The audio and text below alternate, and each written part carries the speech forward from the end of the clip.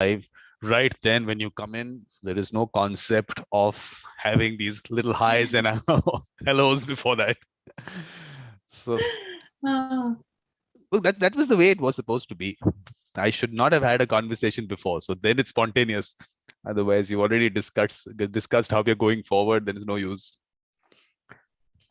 Yeah, okay. I leave myself in your very safe hands, so Vikram. Thank you very much. So how is it in Ireland? Weather, it's become cold. What's happening? Yeah, it's cold the last couple of days, but we've had a very mild winter so far. So yeah, so we're only getting the cold snap kind of now. So cold, it's about it was about 2 degrees this morning, when I dropped my daughter to work. But yeah, it's kind of heated up a little bit in the afternoon. So yeah, So what is it's Irish for weather.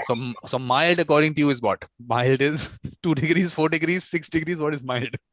Yeah, I suppose maybe around 7 or 8 degrees during the winter time is kind of, Mild. kind of normal. Yeah. Yeah, because the thing with us is, I think it's a relative thing. I think it's a relative thing that the concept of cold, I mean, the people in some parts of India who do not face the cold that we face, for them, they come to Yeah. Delhi, and it's like, whoa, it's cold. And for us, it'll be a normal, good day in winter. So, Yeah, yeah. But look, it's what your body's used to, isn't it? Really, like it's just what you're used to. And funny, I don't mind the winter, like, because I love the evening time, lighting the fire and sitting around by the fire and having chats and watching some TV with my family. So, yeah, I don't mind it too much. that'd be really nice. Yeah, actually, it's a good thing. I mean, just the fact that you have to maybe sit inside only because it's cold, so at least you get together. But only thing is, people will still have their phones in their hand, so it'll all be still scrolling on the phone. How much is the conversation happening? Look, unfortunately, that's where we are in the world at the moment. Like, so no, we would have in here in the house, we'd have a thing that, like, when we're sitting having our dinner, or we put the phones down. There's no phones at the dinner table. Okay, so you managed to do that. You managed to do that, and it's a. Managed to do that. Yeah, yeah. No, and I was sitting with my wife and daughter sometime back, and both of them on the phone. I told them, we can have a conversation, but it doesn't happen. It doesn't happen. That phone takes precedent over everything else. Yeah, and it's funny. I was reading a book recently, and it was about teenagers and how their minds are developing slightly differently now because they've instant information, and they have noticed, some research they've done is that teenagers now find it. Now, this is research; it's not all teenagers as such, but the research showed that teenagers find it harder to sit down and watch a movie that's maybe 2 hours long, because they have got used to maybe gaming where they instantly know what's going to happen, or they're on Snapchat, and within one photograph on Snapchat they know what the story is. So there's this thing that they have, the story is being told in an instant, as opposed to building up the story. So that kind of thing of the interest in the story is being lost because they just want to know what the result is. So it's just an interesting concept. Actually, the attention span in general has gone down. When I hear about the situation on YouTube also, the attention span, they say, is about 8 minutes on any of these things that you do. So people would not watch, maybe average would not watch more than that at one go. So I think the fact that, I don't know, maybe it's short of time also. Maybe people are short of time. Maybe people have become busy in their lives. But in general, I think there is maybe so much that you want to just pick up in one go, because maybe it becomes too slow for you because you've got used to so much coming into your system to be able to sit and watch something for that long. Yep. Yeah, and I think so as well. Another part of it is that there is so much choice, because if we go onto YouTube now, there is so much of interest there. There's so much you can watch. What do you give your time to? Where maybe, in a different time, in different generations, you hadn't got the access to all that information, all those kind of different clippets of film and everything else. So you didn't need to go look for them, and you didn't need to go see them because they weren't there. Where now, when you go onto YouTube, there's so much to watch, and you go, oh, actually, that might be better, or that might be better. So sometimes we have too much choice. There's actually a TED talk also on this, the paradox of choice. And actually, at the end of it, that happiness doesn't come because there was so much choice. So you do not find that happiness and that one thing that you are doing. So it is. I mean, you must watch that. It's a nice thing, paradox of choice, that I'm sure if you search, you'll find that. Yeah, it's a very interesting thing. But I think the important thing for me is that I mean, maybe the world, because of course we just opened out to us. There was a time when Encyclopedia Britannica was the world. That's what we had those at home as children. Yeah, so that was the world. And suddenly now when you type anything out and you find a million pages or more on one little search. So imagine what has changed. And this is one generation. Just one generation. Yeah, and then of course there's there's the problem that what is real information, what is actually fact and what isn't fact. So it's kind of, and especially then, say, for children who are on, YouTube or on the internet or searching for things or Googling information. And there is that concern that some of the information they're getting is not actually correct. And have we given them enough sense of curiosity to actually question the information that they're being given? Absolutely. Yeah. No, that's a big issue. Big issue. That's a big issue. I mean, I can't imagine. So I don't know what the criteria of taking information and thinking it is authentic. I don't know what the criteria is. One is influencer. So and so is putting it out. It must be correct, which is a big issue for me. You can't imagine how much I have to go through. So there might be some. Okay, I mean, I largely I would do not get into any of these things which are happening in the news because I don't watch it. But sometimes I do find my daughter picking up something and then she's sending out posts on that. Then I have to sit with her and I take a little research I have to do with her and look at the back end. What is the issue? What are the documents on that issue? Read that. It might be a 2-page document. Just read it.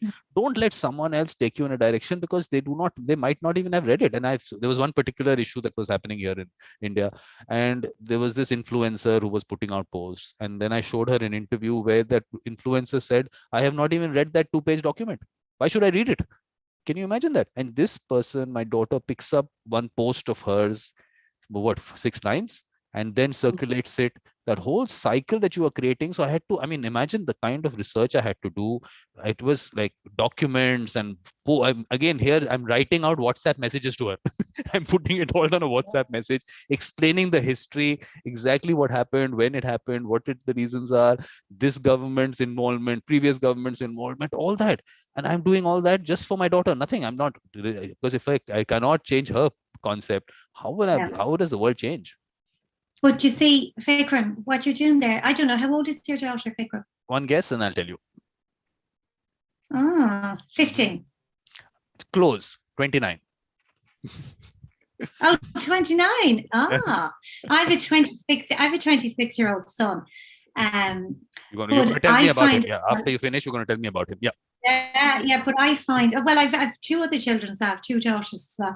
But I find that, really, even if they are influenced by these people, that there is, there's a certain amount of our core values that we bring with us from our home. And some of them we'll keep, some of them we'll question, some of them we'll change. But something to give them the gift of curiosity, to actually go and look and question and find things, that's invaluable. That's something they'll carry through with them. And it doesn't take, it's no extra baggage to carry, to actually question and question, I suppose, like us as mediators, is question from a place of curiosity, not to actually say they're right and they're wrong, but to actually question it from a place of curiosity. So that's a great gift to give any of our children. Yeah. No, even our adult children. Exactly. I mean, no, I know that. Look, the point is that curiosity obviously should be there. The point is that finding information when you have that curiosity. What are you going to do? You're going to do a Google search. What information, what page comes up for you is not based on what you might think is authentic. It's because so many people searched that and saw that page will come on top. Authentic or not is not Google's job. It's not Google's job to put out authentic stuff. It's just putting out something, a search that, okay, whatever that keyword is, that search will come up. So now, whether that's true or not, they're not supposed to check and tell you. It's not their job to do it. So it's, again, how do you tell our kids to actually be able to do a little more in depth, see the background, see something. Like I told you what I had to do. I'm giving you one example. I've done that a number of times. Just one example. Now, to be able to even, okay, I put out that, send it to her, would she even read those things? So finally, I'm telling you, I think the responsibility either today lies with these influencers.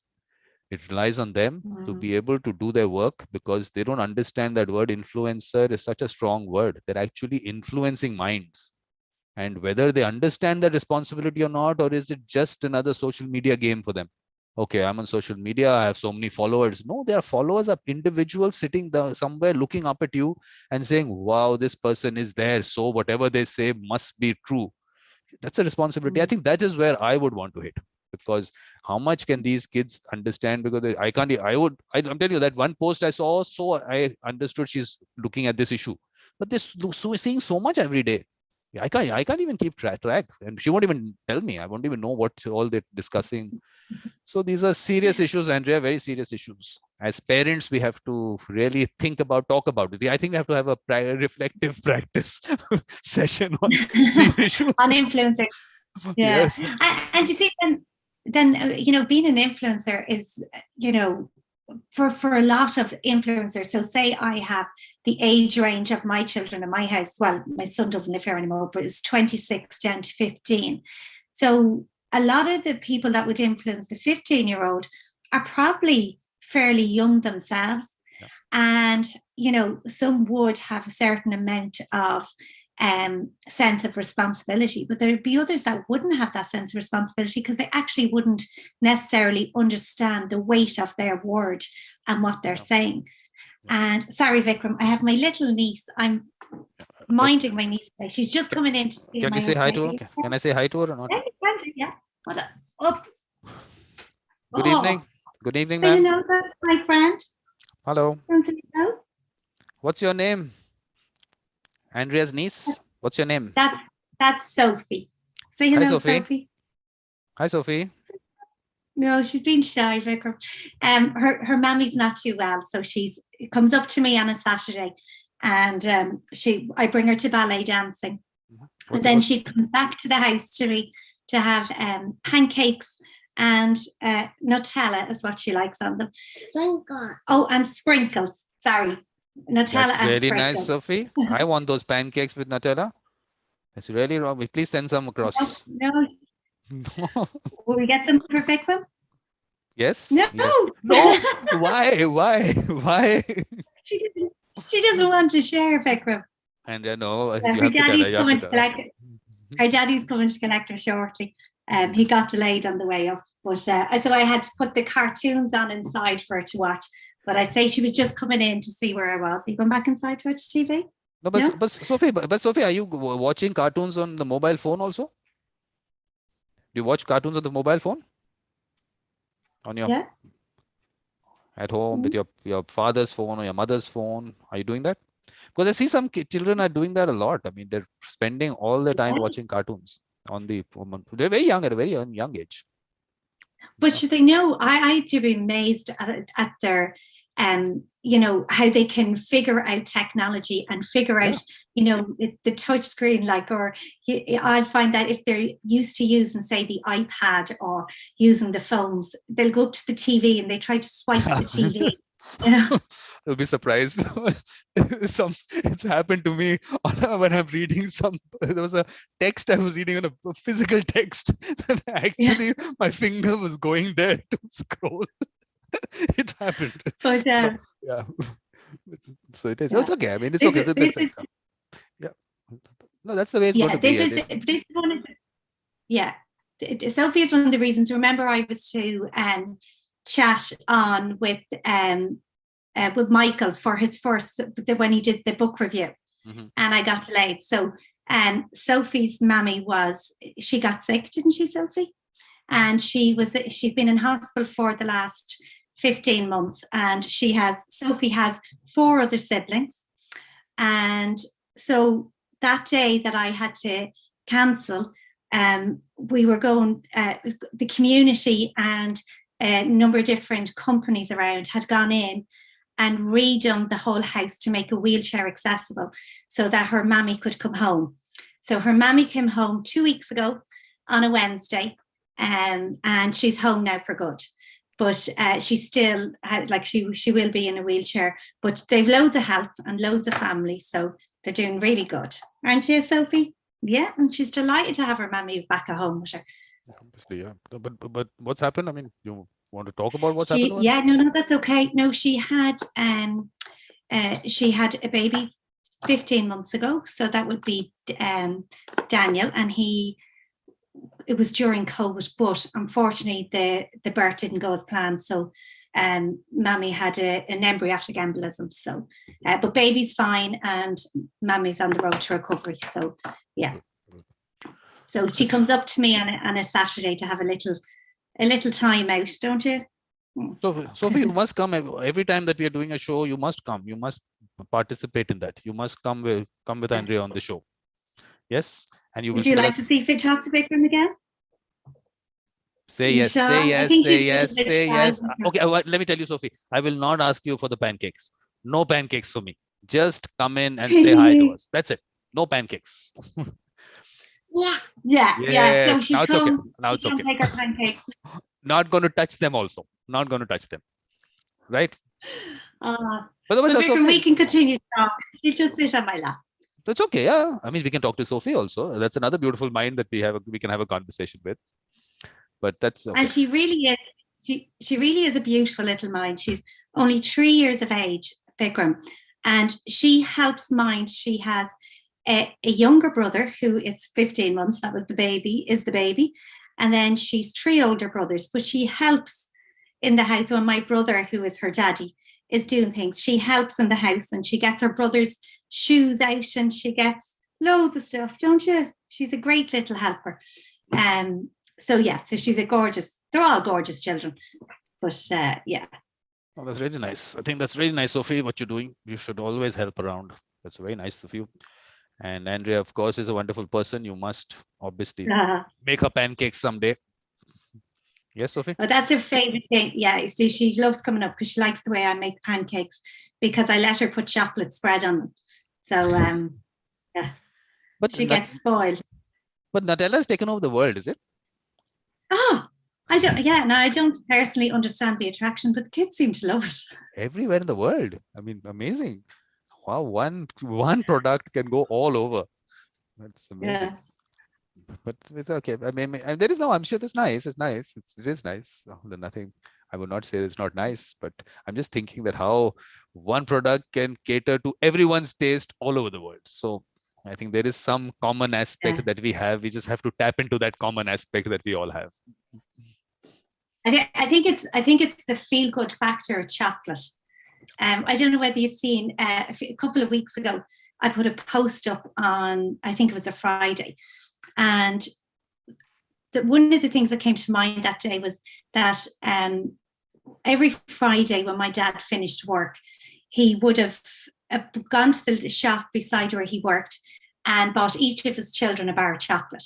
So every Friday we knew we were getting a bar of chocolate. And when I was younger, my dad was sick. He had multiple sclerosis. Now he died when he was 58.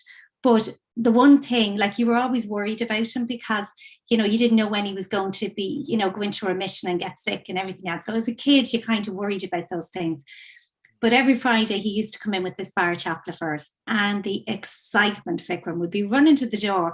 And at that stage, I mean, you're going back into the 70s, there wasn't much money in Ireland, and to get a bar of chocolate was a big thing. Like, there wasn't like now you'd always have chocolate in the press or, things like that. But then you didn't, so it was a real treat on a Friday to get a bar of chocolate. But it gave you a sense of, and that's what the post was about, it gave you a sense of certainty. It was that thing that you knew that was going to happen every Friday. And that little bit of certainty gave you a little bit of security, and I think we all need a little bit of certainty in our life. And I suppose at the moment with COVID and, the way things are changing from day to day, even with the new variant coming now from South Africa, and we're just so unsure of what each day is going to bring. So I think it's really important for us as the adults, to make sure that there's a sense of certainty for the children, and so that they feel safe and secure. And even for ourselves, I think to know that we're going to sit down on a Sunday and have a special dinner on a Sunday. For us here in Ireland, it's a Sunday roast, so that you'd have your roast beef and roast potatoes and whatever else. And I think to know that that's going to happen on Sunday, you're going to sit down with your family, you're going to have a chat, you're going to do that. It gives you a sense of, things are okay with the world for this couple of hours, and so, yeah, I think that's important for all of us, but especially for children. Absolutely. I know. I think from the chocolate example, another thing that comes out is that you valued that. I mean, today maybe that you stop valuing very small things because there is an abundance of things around you, maybe. But that little piece of chocolate would be an important thing to look forward to and value. I think that's also something which has changed with the way, I don't know, with, like, let's call it materialism, which has come in and which has changed things. I think that little things, I think children have maybe lost value of. Yeah, and I do think, kids have lost value of it, but I think we have to take some of the responsibility for that as well, in that because we wouldn't have had very much as children, maybe we overindulged our kids a little bit, and that way you kind of go, because maybe you had I don't mean you particularly, but maybe, if your circumstances meant that you'd a bit more finances, that you naturally want to give your kids things that you didn't have or things that you looked for as a child. But I think maybe we went a bit too far in some cases. And then the expectation for, to kind of keep up with their peers and to keep up with society. Like, I don't know about, your community, but I know when we grew up, you'd often be asked to run next door to get a bowl of sugar if you ran out of sugar, or if my mum was cooking a dish, or if a neighbour was cooking a dish and they'd no onion, they'd knock at the door and they'd say, "Have you got an onion?" And they'd send back the onion maybe the next day or something when they were in the shops. But that doesn't happen anymore. Like, I suppose I have one neighbour here that I would knock to for things like that, and she'd knock to me. But generally, people hop in their cars and they fly down to the shop and they get wherever they're missing. So maybe even as communities, we don't connect in the same way we used to. Which is a big issue. I mean, I keep saying that whole concept of that individualistic societies which developed. But you should be, of course, you should be far, far away from that. You live in a small community. I think these things should not come in there. If you let that happen, then no. They started there. I think people just are so busy with life, so busy with work. So, and that's okay, because I mean, people have bigger mortgages than maybe we would have had, or our parents would have had. I know in Ireland, that's the way it is. Like, house prices in Ireland are ridiculous at the moment. And, you worry about the generations that come up behind, because what level of work do they have to sustain a home for their family? And, another thing that's happened is that, both parents are out working full time, which is actually, if that's what you want, go ahead and do it. And, I'm all for that, because I always, like, as a woman, I always worked. But there is a certain amount, is that the same level of pressure is on everybody. Like, the pressure is doubled. And at the end of the day, they're just, they're getting their mortgage paid, they're getting their bills paid. And there's very little time left for family and very little time for other stuff. And I was on a webinar yesterday, and it was to do with restorative practice. And there's a great man here in Ireland called Peter McFerry, and he looks after the homeless and tries to make a social change to provide housing for people who can't afford housing. And one of the comments he made was that, like, it's no longer people that literally don't have a roof over his head. You have, children living with their parents up until their late 30s because they can't afford to move out of their home and buy a home and start their own home. And he says that's a form of homelessness in itself, that you actually can't move on with the next stage of your life because you can't afford a home. So, yeah, look, that's a social issue, that I suppose not one person is ever going to fix. It has to be looked at from the top down and the bottom up. I think the issue is that people do not themselves know how much they have to accumulate, what all they need to put together.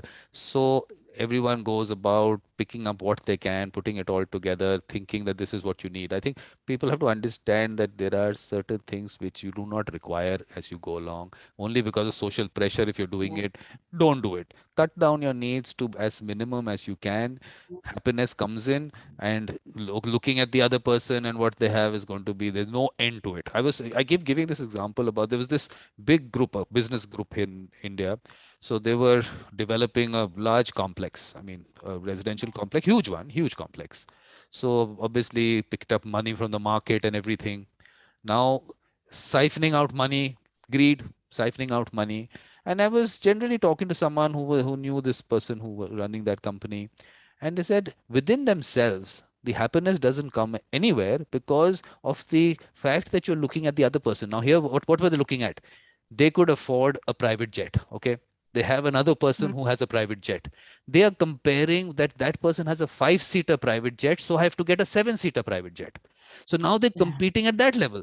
So when you might talk about small things about a car at some stage in life, but there it just goes on, and they siphoned out all the money. And these are, look, you can't imagine now they have these structures there. They could not finish those. They just picked up money, made structures. I'm actually going there to that complex to play golf. They have this golf course still operates. Okay. Otherwise, they're just structures there. They were not completed. People Yeah. have paid money, that this is like life savings they've paid. They picked up loans. So they're paying the loans and they are paying the rent, thinking tomorrow they will get into their house. It is not happening. When is it going to happen? No one knows. It's gone into insolvency and Mm. everything that's happening there. But I'm just trying to tell you that the greed doesn't stop. It just doesn't stop. Once you go to that path, there is no end on that path. So I would want to put that values, like you said, put values into children. I try to do that. It's not easy. I mean, it's not something, because I obviously tell her also, my daughter also, look, I am part of this world and I put you part of certain world, and you will have social pressure. So I have to obviously not put it across in a manner where, yes, I tell you, no, you have to be so different. I would not do that. It's too much of a pressure on a little kid. So it's a balance that I still have to maintain. It is I mean, I can't put that much pressure on the person, on a little kid who's growing up in a certain environment, because I live in that environment. For her to be able to rise above it all, I can't expect her to do that. But slowly, slowly, I think you just have to keep putting it around. Maybe with the way you practice things yourself, maybe that's one way you do it. So she sees what Yeah. you are about. Maybe that. But it's a complex thing. It's not that easy, and to be able to, yeah. Yeah, it is complex. And I think it's only human for us to want, to want things. I think we all have that feeling of wanting something more. But I think by wanting more, sometimes we lose something inside of us.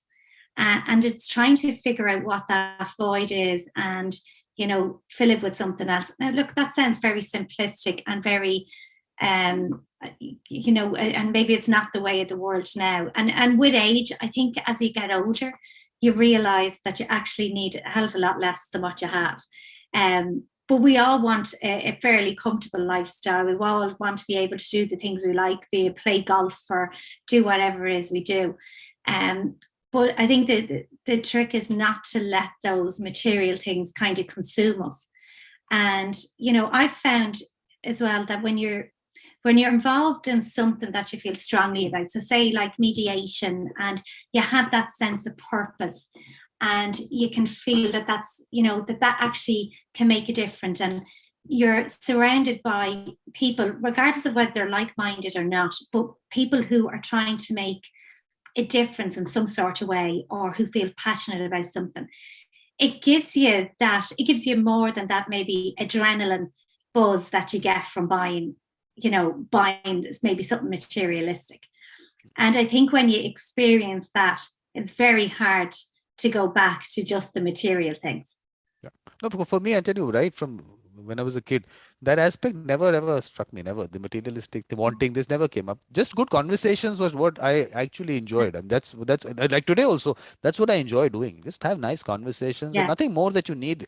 That time that you pass, a good time that you pass with that conversation. I'm saying maybe that's for me. I'm not saying everyone. Some person Yeah. wants No, wants to. no. Yeah, yeah. For everyone will be different, I'm Yeah. sure. And for me to say that Yeah. everyone should Yeah. be me, I don't think that I would want to do that. I won't put it on that. I won't put the world through such a thing. Yeah. But I think, Vikram, it's all about that sense of connection and that sense of belonging. So even somebody strive and say, you were talking the story there about the airplanes, to have the same airplane. Like, what is that about? Is that about being better than the person or belonging to the same group as the person? So is it a sense that, there's a search for belonging and a search for connection? Or is it actually a competitive thing? So, I mean, sometimes I think it's more than a competing thing. It's about belonging. It's like you see teenagers and they want a particular type of runner or, a brand or something like that. And it really is all about belonging and fitting into their tribe or fitting in with their peers. And I think that's a want for connection. So I think underneath it all, generally as a race or species, we connection is a must for us. But I'm thinking, Andrea, from that, what I'm coming out is a new terminology, which is competitive belonging. You want to belong, but you still want to be one step ahead. That, I think, is where the issue lies. Belonging is very nice, a nice thing to belong. But why should you come in with the why should you come in with a 7-seater private jet if everyone has a 5-seater one? No, I want to be still a step ahead. So that, I think, that concept of wanting to, in some way, being able to rise above, but still belong. I think that is, look, I'm not saying it's wrong. Nothing is wrong, because this world needs all kinds of people. I can't say which is right, which is wrong, because I belong to a world and I'm happy with the world that I am in. And maybe that world is what it is because this person was competitive or had competitive belonging somewhere, maybe 1,000 years back. Who knows? So I won't put it on anyone. Everyone should do exactly what they think they should, but not trampling on someone else's life savings. That I will not have. That is something that I feel is the worst thing you can do. But that's a different kettle of fish, I think. I think if you work hard and you want a certain type of lifestyle, or that you have finances to allow you to have that type of lifestyle, go ahead, do whatever makes you happy in this world. But I think, as you said, the important thing is that there's nobody kind of hurt in the process. Exactly. That's the most important part. I think that I think sometimes people forget that basic thing, that no, I have to get there. However I have to get there, doesn't matter. So that is something which, of course, I can't say how that comes in. I mean, look, point is, you are running a race. And in that race, there are going to be certain hurdles, as we would call them. Now you step over the hurdle, or whatever you do, you think that you just have to win that race. That's a different thing. One is, doesn't matter how much time I take to finish, as long as I complete it, so I can bypass that hurdle, I can walk around it.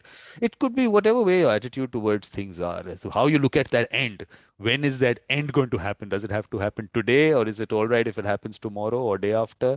So I think that goal post, or that the finish line, I think this is where I think the time frame also is an important thing. How fast you want to get where you want to get. And are you looking at the guy running next to you, or are you just looking at yourself reaching that finish post? So that's why I like golf. You're competing with yourself. You're not competing. You can put your strokes, compare your strokes, but at least finally you're competing with yourself. So it's not like you were competing in that sense. So that I think is a little better. But I think this is important. I think I feel this is important. That you decide your time frame. And I do think as well, you described it as a race there. And I think sometimes that's what it is. And that's probably been one of the advantages of COVID, is that in some aspects of our life, maybe we've, stopped to actually have conversations like these conversations, Vikram. Like, would they have taken off as well if COVID hadn't have been there?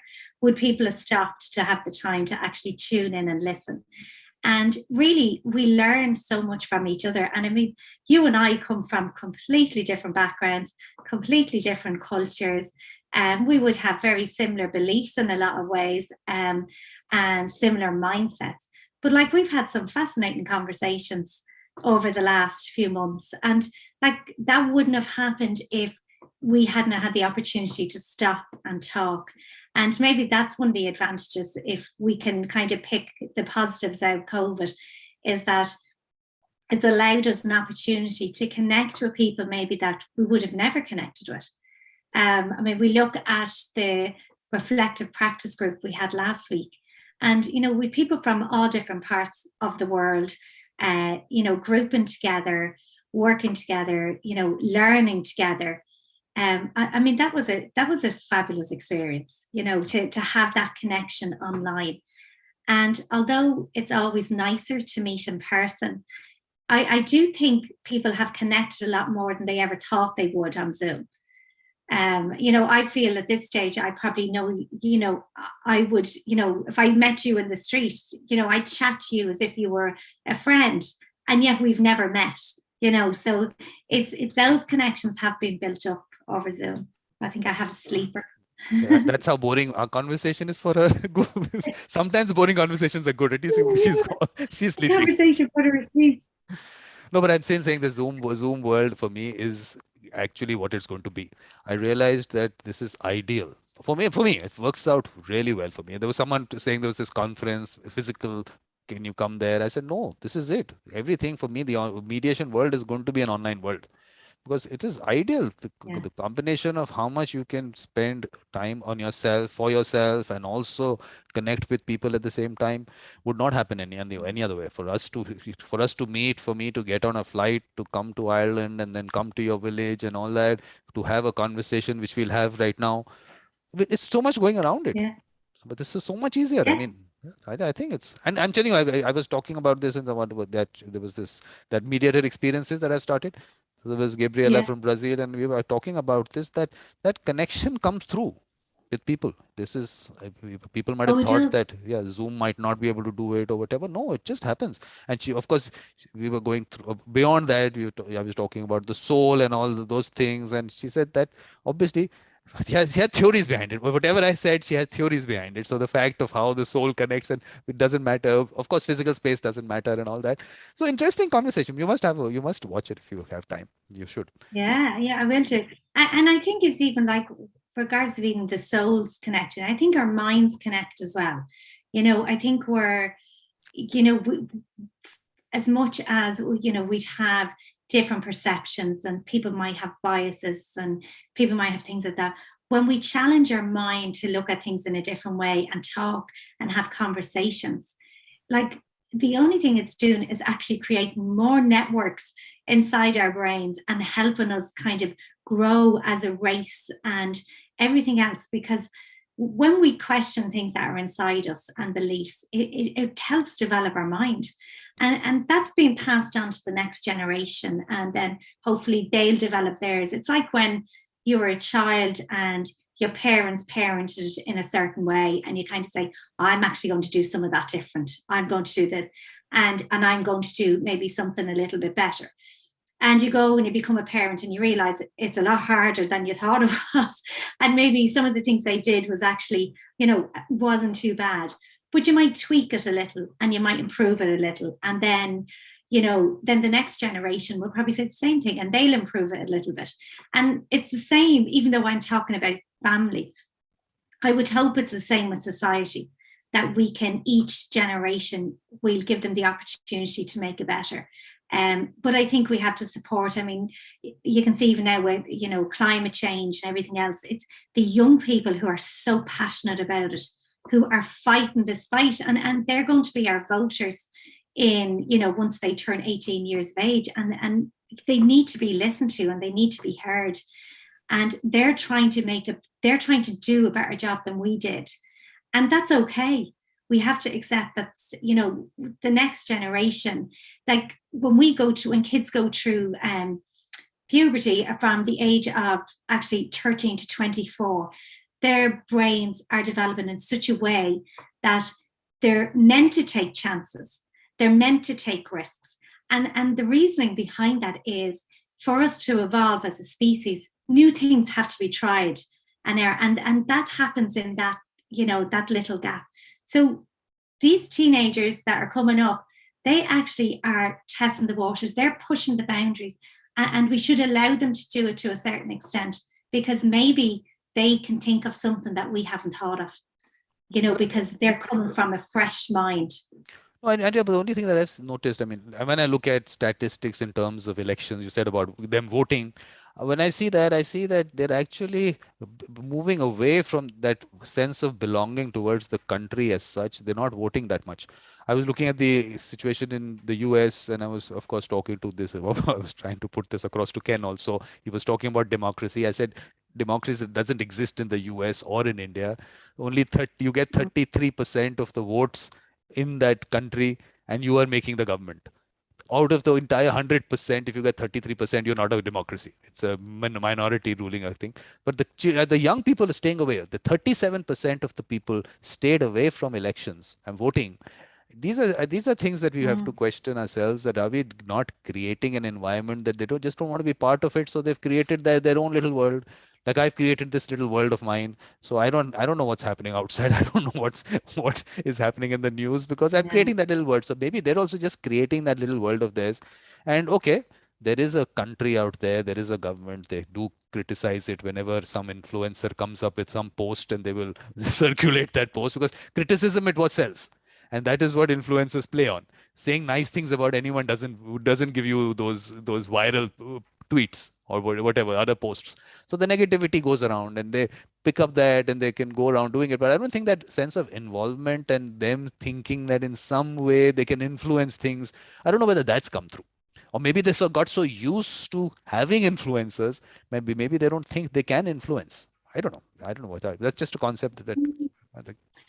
Yeah, I think there's a bit of, I do think there's a bit of that. And there's also, as you so rightly said there, this individualistic thing where it's, they don't see the community and society and being part of a greater scheme.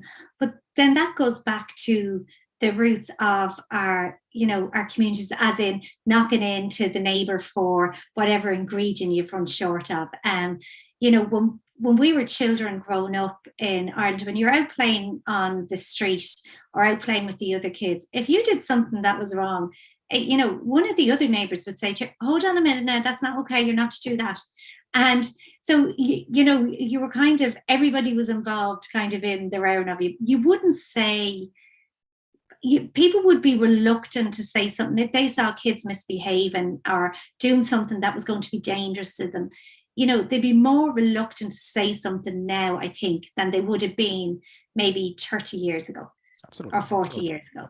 Absolutely. Because it's this kind of thing that it's none of your business, mind your business, and it's not your child, it's my child. And now, look, don't get me wrong, I'm not talking about people being anyway abusive to kids or anything like that. I'm talking about, how if you saw a child climbing railings and you said, no, get down off there, you're going to hurt yourself. You'll be very surprised. People will walk by now and they wouldn't say that. You'll be very surprised that this is now reached the point where you can't do it in the family also. You will have a relative whose child you cannot say anything to. It's come down to that. I mean, and you say individualistic, I'm saying it's become selfish societies. And that aspect of it, look, we have this larger concept in India, which says, I would say it in Sanskrit and I will translate it. It says Vasudeva Kutumbakam, which means the world is a family. And that is how I feel that is the way we were, and that's the way we always believed, that aspect is definitely changing. In the sense, I'm saying, talking about my philosophy. This is philosophy that I picked up. Okay. I'm loving the chats. I love that saying, Vikram. You must actually send that to me. The world's the family. Always, anything I say is always, you'll find it on my website.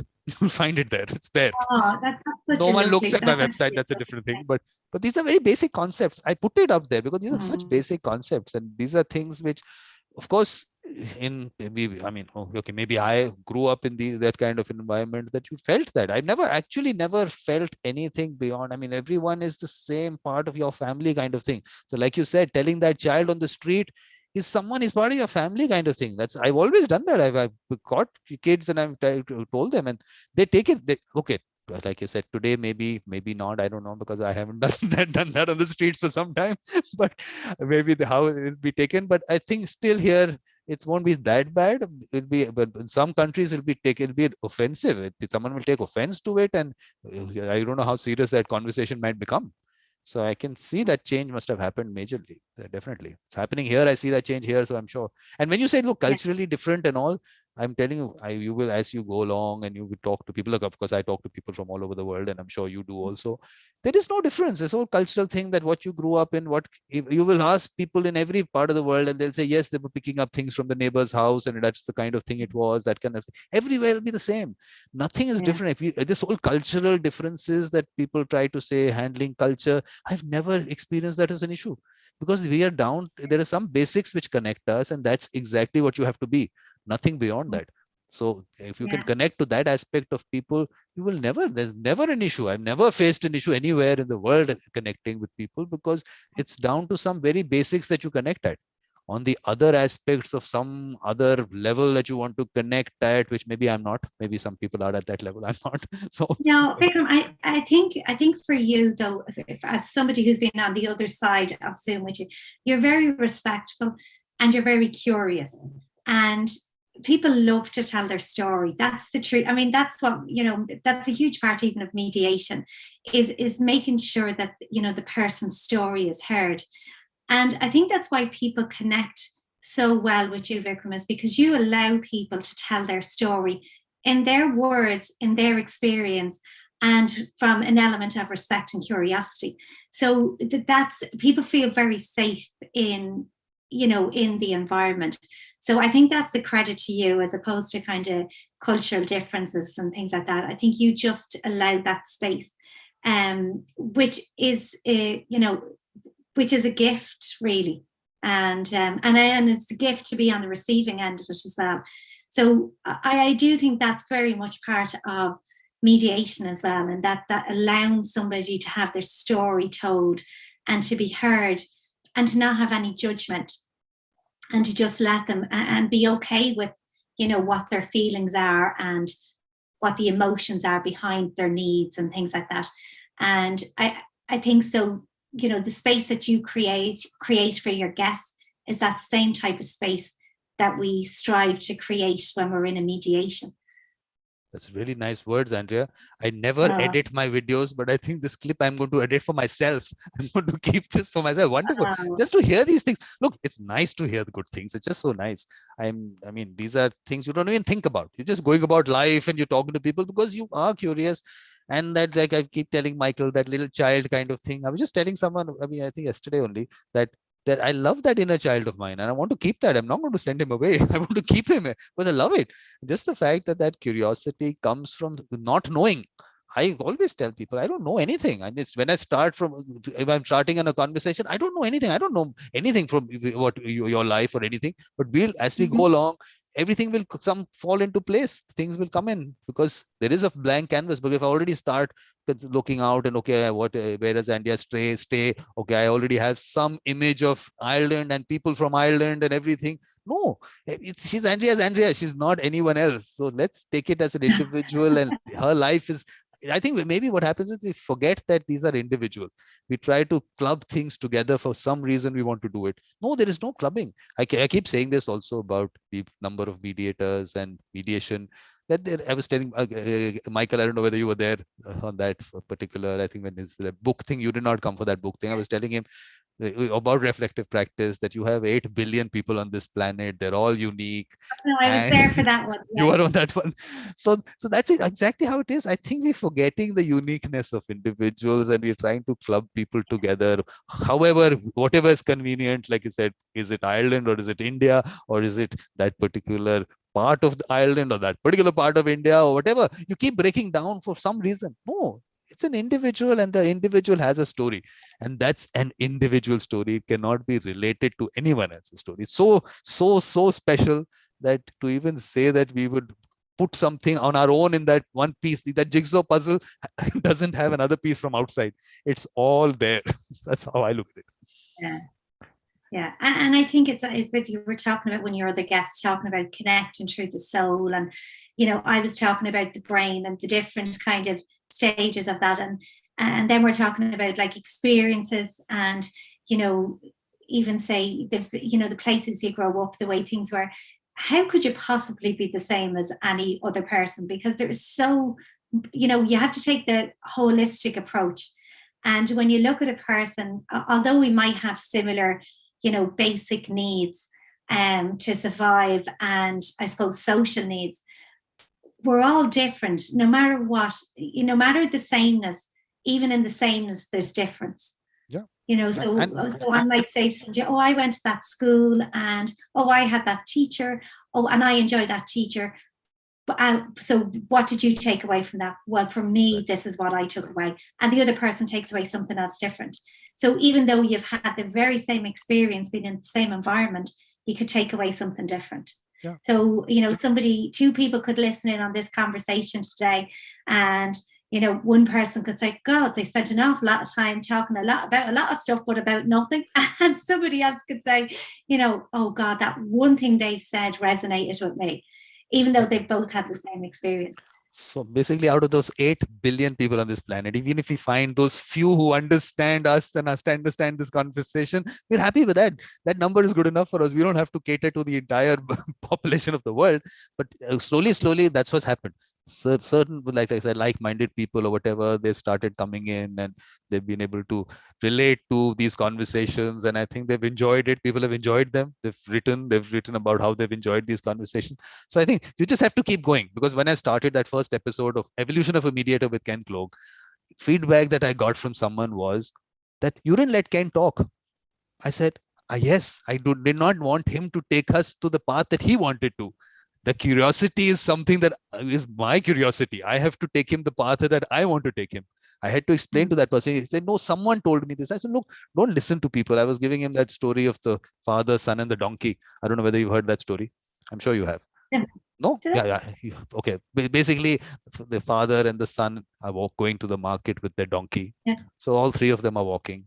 So they've passed one village. They look at them. They have a donkey, and both of them are walking. So the father puts the son on the donkey. They keep walking. Next village, look at their son is sitting. Their father's walking. So father comes on the donkey. The son walks. The next village, the son is walking. The father's on top. Both of them sit on the donkey. And look at them. One small donkey, and both of them are sitting on there. Finally, they pick up the donkey, pick up the donkey and go to the market. That is what the world wants. They want you to pick up your donkey. Don't do it. So I had to explain to that person, look, don't listen to what people say, because Ken himself appreciated that. He himself was appreciating the fact that you're asking these questions and things like that. So I think we just have to just tell ourselves that what we are doing, it's perfectly all right. And this, I think, has brought in people numbers, where some people talk about how many views and all that. Why does it matter that one person also, if he enjoys your conversation, and I enjoy it. That's the main thing. Look, you as a guest will obviously say you enjoy it. So I won't take your feedback right now, but I just enjoy these conversations, and that's good enough for me. That's all. That's all it's about. I think, and I think as well, when we're having those conversations, there's, it can trigger something in your mind, something that you least expect, and can send you off in a different direction. And, looking at maybe something that you might have never looked at before. So by that connection with different people, and, people approaching maybe the interview in a different way, or asking the questions, or delivering in a different way, but then it might trigger something in our own mind to do something a little bit different. And that's what we're here for. Like, we're here, we don't have an awful long time on this earth, I suppose. And, I believe that one of our purposes here is to learn and to teach. And we all have a teacher in life, somebody who's taught us, or we maybe have a few teachers in life that teach us different things. I would always say that one of my greatest teachers was my father, like my dad. And I learned so much from him. But at the time, I didn't realize how much I learned from him. I mean, it's the typical story. It was after he'd gone, and then I was rearing my own children. I was going, oh my God, that man knew so much. And he spent, as I said, he had multiple sclerosis. So he was in a wheelchair a lot of his life and incapacitated. And he spent a lot of time just sitting and observing people around him. So he got people. He understood people. And, I remember funny, if I was in trouble with my mother for doing something, if I'd been cheeky or I'd done something, and I'd be upset, and I'd go into him, because he was always in the sitting room, because he couldn't go anywhere else. And unless somebody moved him, and he'd go into the sitting room and he'd be upset, and he'd go, no. And he was a real peaceful man. And he'd say, let it go over your head. your mommy's under a lot of pressure. And at the time, because you're a teenager and you're a kid and you only think of yourself, and you'd be going, oh my God, like, no, she's not. She's giving me a hard time. Like, and it was only years later when you look back, you go, he understood the pressure she was under, looking after her husband who was an invalid and looking after her 5 children. And so she understood that, Sorry, Vikram, I think this little girl's daddy has just arrived. Sorry, so I just pass over David. Yeah. Sorry. No, you're okay. She's making friends with people in India. She's okay. She's fast asleep. Go in and take her. Sorry, Vikram. I'm just going to pass. I can say hi to David also. Vikram, David, you have to say hello now. Hi, this David. is my brother David. You get Hi, to meet David. the whole family. Yes, David, you can come in. You can sit. Sophie's sleeping, so anyway, you're going to wake her up and you pick her up. Sophie's met the whole world. So the only thing is, David, what has happened is that I haven't been able to learn from Sophie. There is so much. She loves pancakes, is what I've got to know. But pancakes. Andre makes her pancakes. Bring her into the sit. Sorry, Vikram. No, perfect. No, I would. That's my baby brother. One of them. I have 2. He's a twin. I have to figure this one out. Now, how many younger? How many older? What is the whole range? I have a brother who's a year older than me. So we would have been what they call Irish twins. So a year between us. And then I have a sister who is 4 years younger than me.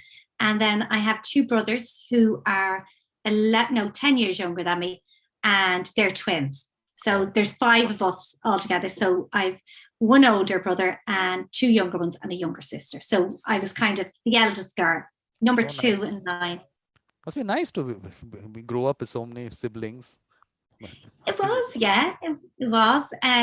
We would be very close as a family, but I think that comes with, we would have been close anyway because my parents were kind of, they were very loving parents. Like my mum is still alive.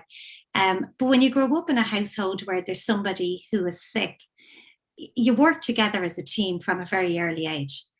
And so there's that sense of connection and, supporting each other, helping each other, and that's there, and that remains with you throughout your life, so that's a good thing. Yeah, I enjoy that.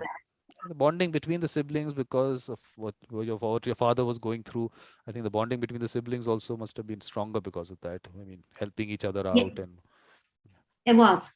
Yeah, it was. And you learn, it's funny how, people say, God, sometimes maybe that was hard on you as children. And yes, sometimes it was. But I wouldn't change it for anything, because you learn so much about life from that, and it makes you who you are. Like, our experiences shape us to a certain extent.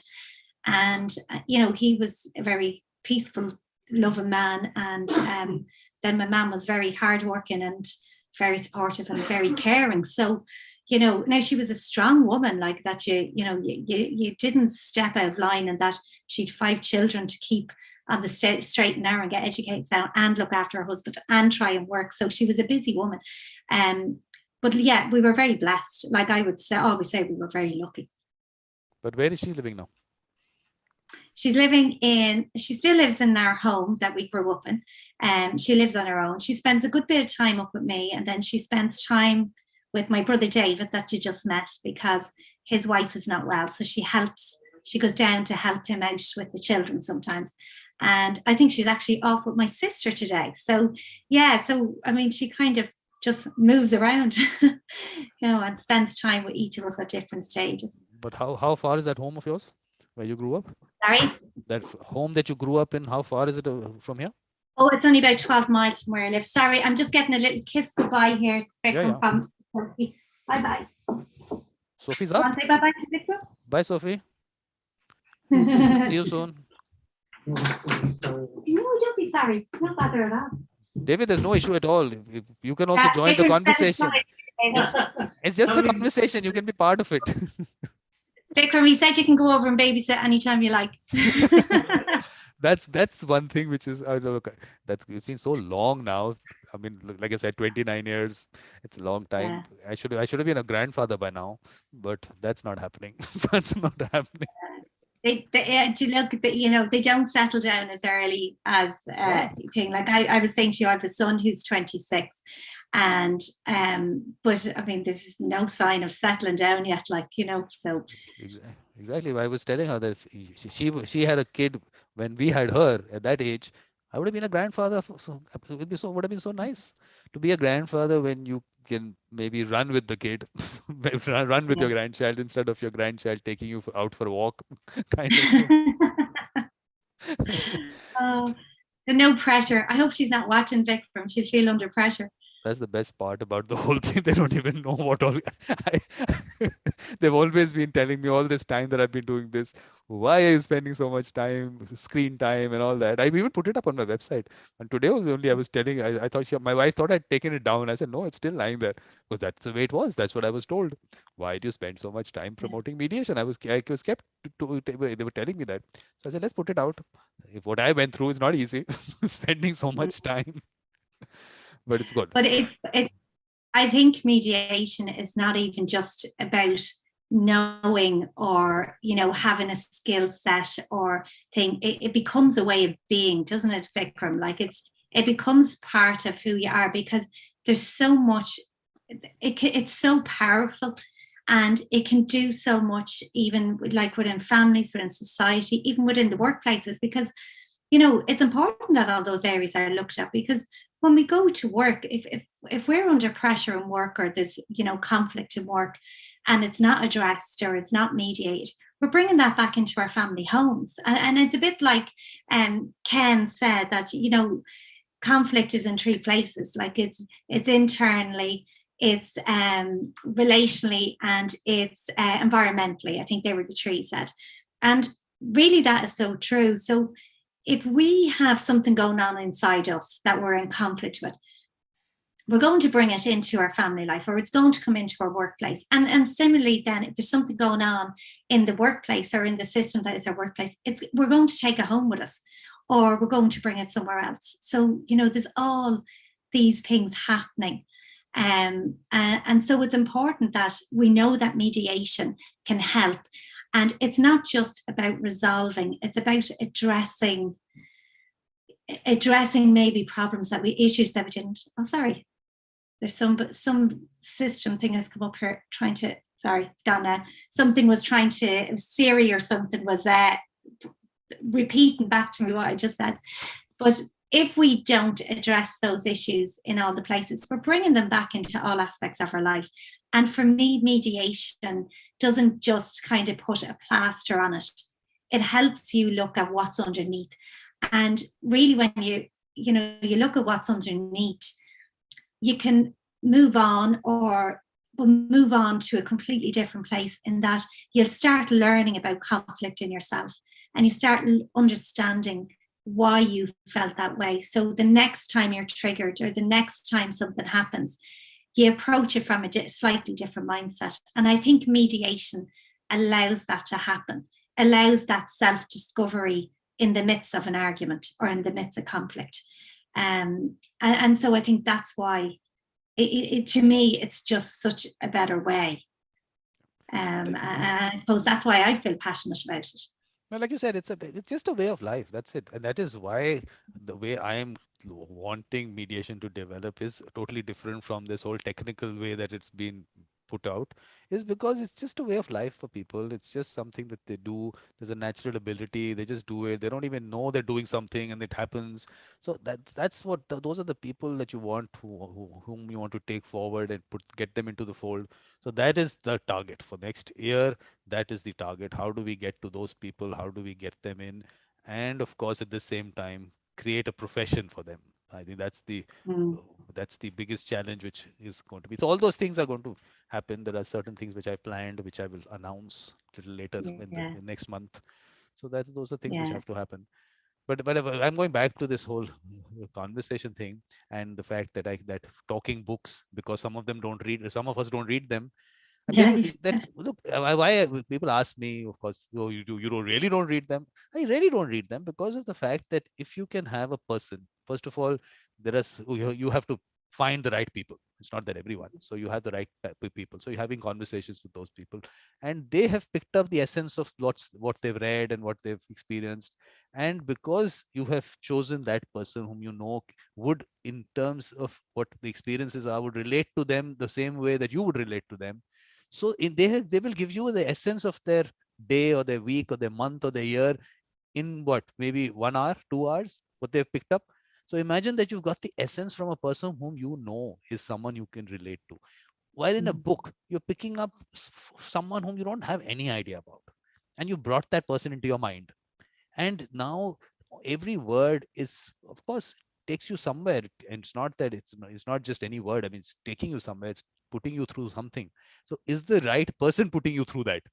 Should you be listening to this person? Should this be something that you should actually be putting into your mind, the person and what they write? So I just found that, I just look back and I say why I didn't read, but this is one of the reasons. So instead, why don't you just talk to people who have read, and they're well read? So I was telling Ken also, it's a very good combination when I did the talking books with him, someone who's well read and someone who's not read. That combination.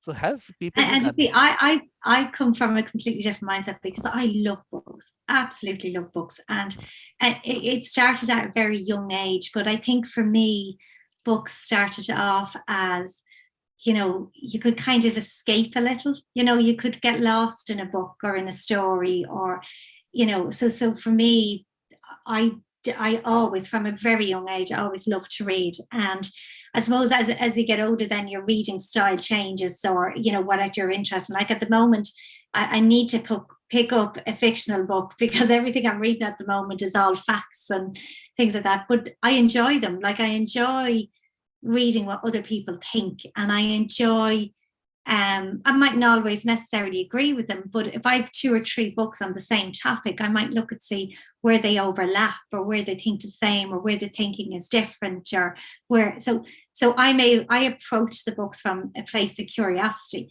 I could have 2 or 3 books on the go, and I could be picking them up and dropping them down and picking them up, and I might like something in the book, and then there might be something else I don't like in the book. But I do take your point, and I do believe that when we talk about books, or when we discuss what's in books, we learn from each other, because we each might take something different from the books, and you do get the essence of a book. Because it's like sometimes if I'm working with families and I'm trying to recommend a book that would help them understand maybe their teenager in the house, just say off the top of my head, I would say, get this book, but these are the pages you need to look at. Go through these, because a lot of the other stuff you don't need, so just go to those and have a look at those. And if you have any questions, come back and ask me. So I do get exactly what you're saying. And then information changes, so if you pick up a book that was, wrote in 1990, I mean, we're 2021 now, so what is the difference? What has changed in those years, in those 30 years? And does that book still stand today as it did? Where if you have something that's fiction, it doesn't matter how long that book is around, because it still holds maybe the magic. So as a child, my favorite book was The Secret Garden. So I don't know whether you ever read that book, but it's Secret Garden as a child. And I got it one year from Santa Claus, and I had a little note inscribed inside it. And I absolutely loved it. And I must have read it 100 times. And when I moved out of home, and it was my first Christmas with my husband, my mum gave me the book, and she still had the book. It was a red hardcover, and she gave me the book, and then I gave it to my daughters, and they read the book. Now, I don't think they enjoyed it as much as I did, because I think at that stage, the world had moved on so much, and this, it just kind of didn't suit them. But I loved it. So that's where my affection for reading comes from. It gave me a sense of, I suppose, safety and a little sense of escape. So that's where my love of reading. But I do totally get what you're saying. No, when you said that look, everyone picks up different things from a book. So what I'm saying is that there are certain people who would pick up what I would pick up from that book. Now, supposing you're reading 3 books, and in 15, 20 minutes, or whatever time it takes you to tell me about those books, you have picked up what you had to, but you spent a few hours reading it, but the essence of it was maybe 15 minutes or 10 minutes maybe. So I've got Yeah. that book. I've got that because I know whom I'm talking to. It's not that, not everyone. So these are people whom you identify over time. This is one friend of mine. Like I've known him for about what, almost 40 years. Okay. So I know he reads a lot. And I know he picks up what I would pick up. So he, whenever we have a conversation and he'll tell me quickly, okay, I'm reading about this and this and that. I've got the idea. I know. Look, you have to just be, that little thought has to come to you. After that, you can build over around it, and you will build your own thought around it. But at least that little seed that is required comes in in the essence part of it. So you get an essence, and then you, if you want how you want to take it, but you'll have your thoughts. And like you said, I mean, a book written in 1990, the author themselves would have changed their mind maybe. Now you are reading something which the author themselves might not even be related. They might not relate to it, nor might not even agree with. But you don't know that. So you are picking this as the theory or the thing to know, and you find out the author doesn't believe so.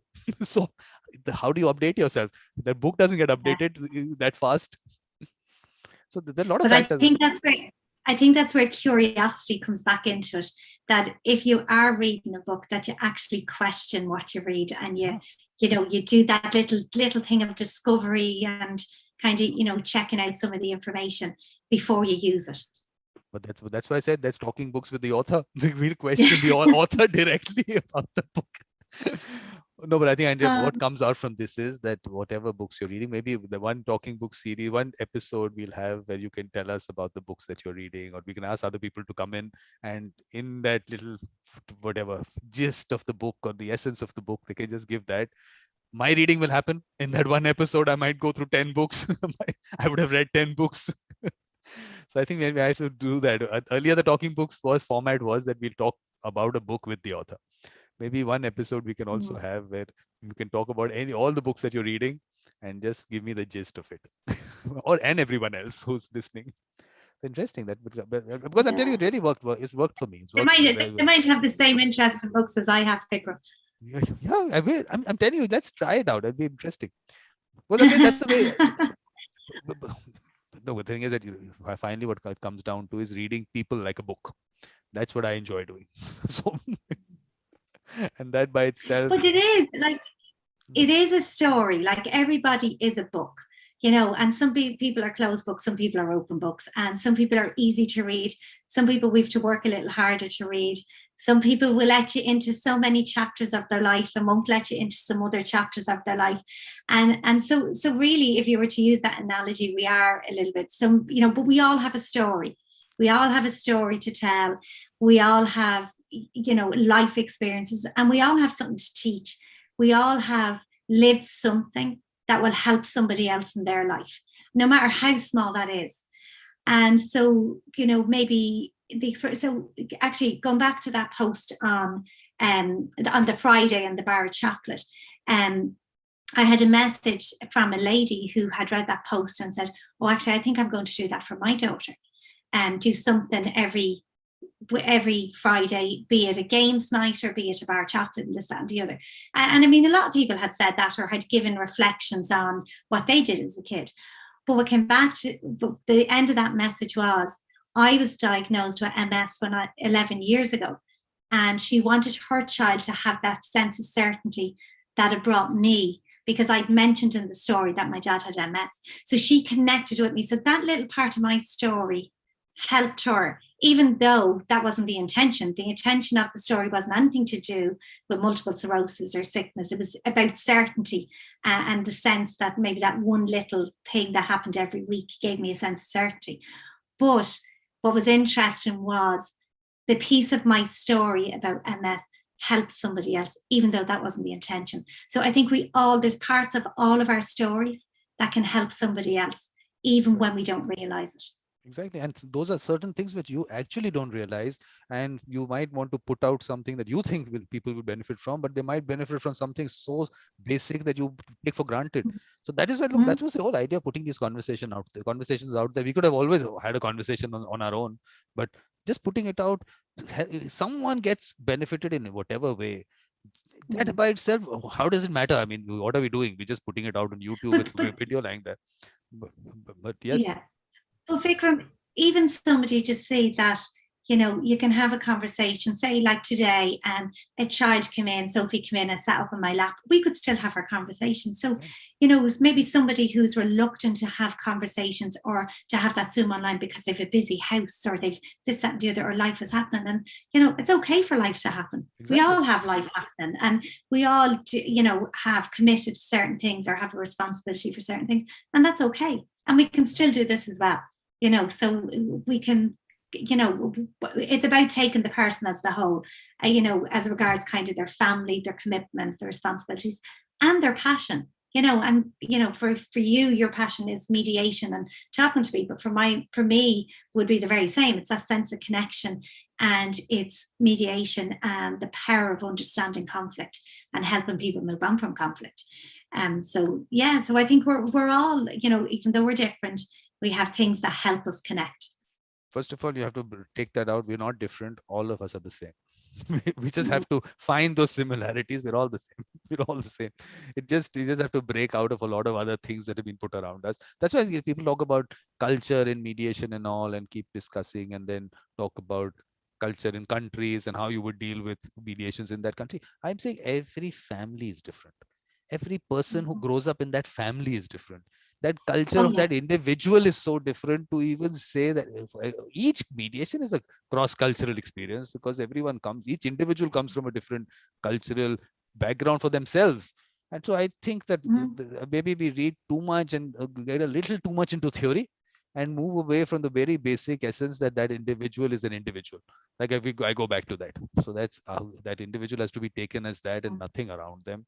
And then things become a lot easier in communicating with people and everything, because you're not trying to, because you've been told this person comes from there, so you must say this or that, or how do you have to deal with them. Because if anyone says, look, Indians are like that, would 1.3 billion people fit into that into that stereotype? Can you ever put those 1.3 billion people are the same? So it's very sad when I hear that, actually. It's really putting down individuals.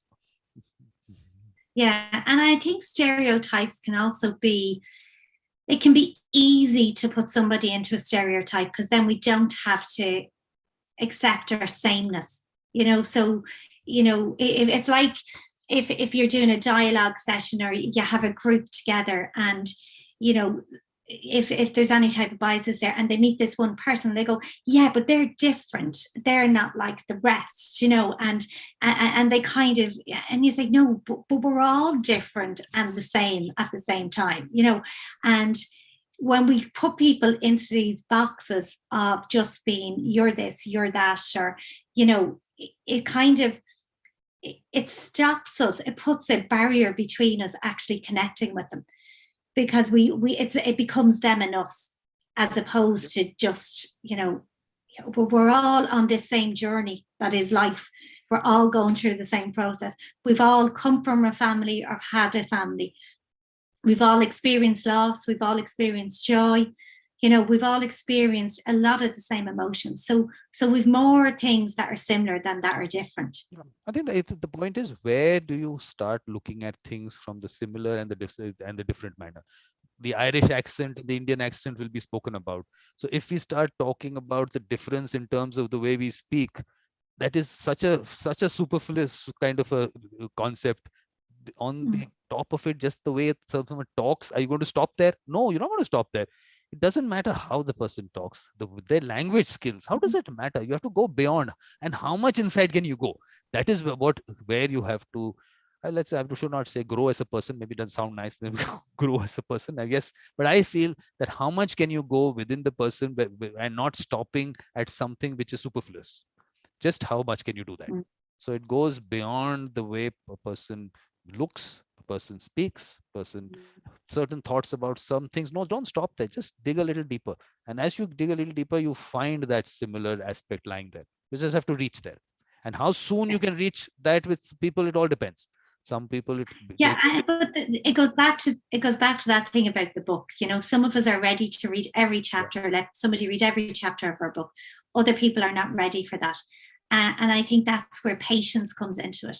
That we have to be patient with people, that, that not everybody is ready for you to read all their chapters, because sometimes maybe they're too painful to actually be read, or maybe they might carry a certain amount of shame with them, or maybe they're too private. That is a precious memory that helps them connect to maybe something in their life that was good, and they're not willing to share that, and actually that's okay.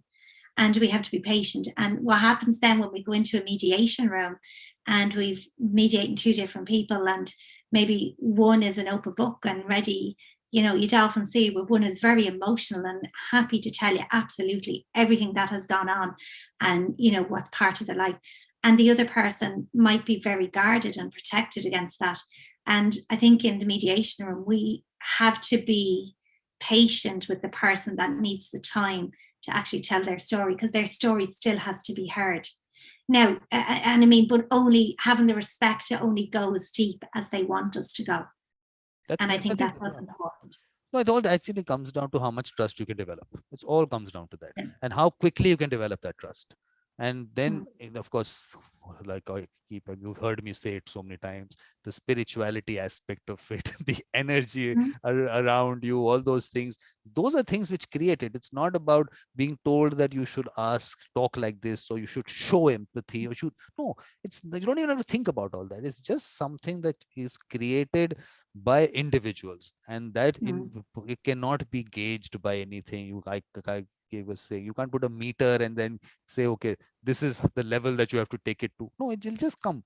And I feel that I won't say about mediators, in general, for everyone, you should be able to create that trust as soon as you can, because life is too short and it's too unpredictable to be looking at, okay, slowly, like you said, patience. I'm saying, yes, patience, yes. But are you working towards building that trust from day one or moment one, whether you're doing that or not? I think we should always be doing that. I think we should not leave it on the fact of time, more about. Oh, I agree. I think from the first time you talk to somebody, that's you're building up that level of trust. And I sometimes think that, showing them the patience helps them build up the trust, and then they find it easier to talk to. So it's actually, knowing the people in the room well enough to know what they need to feel safe and to trust you. Yeah. And I'm telling you, this doesn't come from even thinking about it. It just comes naturally to people. It just comes naturally. Okay, some kind of maybe that space that you are creating with, like I said, energy fields that you create, whatever way it happens, it just gets created. And then based on that, everything comes out. I mean, that we trust or whatever it might be, it all comes out. These are things which, like I said, the theory of how people, they say train mediators. I of course don't like that word, train mediators. I think that's not a nice thing to say, because I feel that there is that natural ability. You don't train it, it is there. Skill development, now I've started compromising on that. I've started saying, okay, skill development we can do. So I actually did not really believe in that also. I said that skill development, those people don't really require it. They have it, they know what they're doing, they take it the way they have to. They learn from themselves. Now this reflective practice aspect also, I mean, you learn as you learn as you go along, but of course you people are sharing. But now only thing that has happened is that now Michael has tasted blood. I see he's doing one something with in New York. Yeah. Earlier, I think that post of his, all I said, I'm happy that this happened for the first time on my show. But he's tasted blood. Now he's going to be out there all the time. Yeah. Michael Lang's YouTube channel, Reflective Practice channel, is going to be up there very soon. But it's a great opportunity. It's a great opportunity for people, because, as you know, I've been doing reflective practice with Michael for the last year as part of a group. And I mean, he has so much to teach, and you can learn so much from him. And his process, and I mean, I don't even, it's not a process of Michael, it's natural to him. Exactly. He's such a good man on silence. He knows when the silence is needed, and it allows you that time to kind of, figure things out for yourself. And I think that's what's great really about reflective practice, is the sense of empowerment that it gives you, because you can go in when you have this I suppose, concern or worry that, you know, you might be doing something wrong or something might be right, or you're unsure about the steps you've taken. And when you do reflective practice or reflective debrief, and you have questions coming to you and you have people asking you questions, you're actually figuring it out yourself, and you start becoming more confident in your practice, because you know actually that the answers are inside of you. You know that you actually have the answers to those questions, and you just have to allow yourself. So I think for me, reflective practice or reflective debrief allows you the space to actually, you know what's right or what's wrong, because it just quiets into your mind. Because when you're asked the question, you're just focusing on that question. You stop the kind of chatterbox in your head going, is that right? Is that wrong? Is that? So when you stop that chatterbox in your head and you concentrate on that question, your thought becomes clearer. And I mean, you saw the process when he was working with Neve, how she was able to come to her own conclusion at the end of it. And when we do that, there's a sense of empowerment in it, that we actually have those answers inside ourselves. The important thing is, like for Michael, he's just a beautiful soul, and what he brings in, that soul by itself takes care of a lot of things. Just having that presence, I think that is what I was saying, that some people have that presence, and just being with him, just that is good enough. Just having him in that, look, like I said, it is now a Zoom room or it is in physical world, doesn't matter. These things don't matter. And you, with that presence that he has, I really like having him there. It's just it's just a nice feeling that you have with him there. So which is something which is really nice. But now the only thing is that now have I lost a star to the world now? Will the star come back to my show? When is he going to do the next reflective practice on my show or not? I don't know. That's what happens when you make people famous. The concept famous. Yeah, he did not even think this can happen, and suddenly now he's out there in the world. He's going to take it everywhere. Because I think this is it's important. I think it's important to be. That's what I was telling him. It's important to be out there, because these are things you people do in that room. But look, Andrea, the important thing is that the fact that who those people are in that room with you, in that group of yours, that is important. And this is where it comes down to that book thing I was saying. Some people will relate to the book in the same way that you would relate to it. Same thing with your reflective practice group. These people should be the people who would relate to that particular situation the way you would. So when you talk about it, the similar thoughts will come out. And that is putting the right group together is the important part. Yeah, I think we're very blessed with that group, and I don't say that lightly. Like there's a great connection between us all. And as I explained to them, like, you know, one of the members of the group was actually all of our teachers. You know, she was the one that brought us through media, and so to have her as part of our group, that was brilliant. You know, and I mean, there's another lady that's on it, and she was also a lecturer when we were going through our and we all went through the learning environment at different times, but we've all come back and connected back. And so it actually is a really lovely group, and I'm very privileged to be part of it, and I think we all feel that. We know it's something special, and we know we're all learning from each other, and there's a great sense of support there. And you know that if there's anything that, you know, you don't have to wait for a reflective practice session. If there's something that's bothering you, you could, you know, call a meeting, or you could just call one person up, and they'd be there to support you and help you. So we're very lucky. You know, well, I feel very lucky. With your group, with one person, I made a major faux pas. I actually misspelled her name. I should tell you, Louis, I missed out the I. Louise, I missed out the I. I wrote her an email and I missed out the I. And I was just looking at my emails, and I just saw that, and I just sent her a mail apologizing for that. It really, one letter can change things so much that it was, it just came. I mean, but nobody would matter.